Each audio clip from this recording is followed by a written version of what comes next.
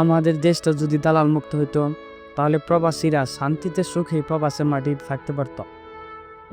দালালের জন্য এই প্রবাসে থাকা যে কি কষ্ট সেটা যারা প্রবাস আছে তারাই জানে।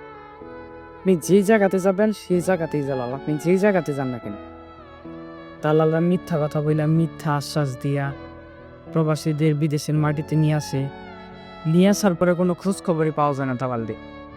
এই যে আমাকে নিয়ে আসছে, কত কি বলছে, কত ভালো কাজ দিব, সব কিছু বইলা নিয়ে আসছে, না আসার পরে কোনো খোঁজ খবরই নেই দালালে।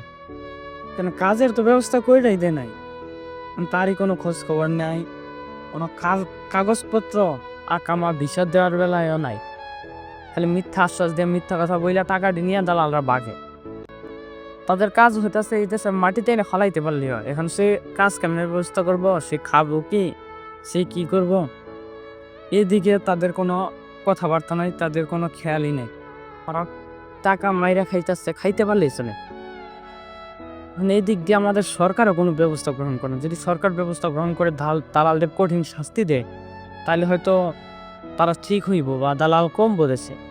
দালালের জন্য প্রবাসে প্রায় সব দেশের বিষয় বাংলাদেশের জন্য বন্ধ হয়ে যাইতেছে, শুধু এই দালালের কারণ।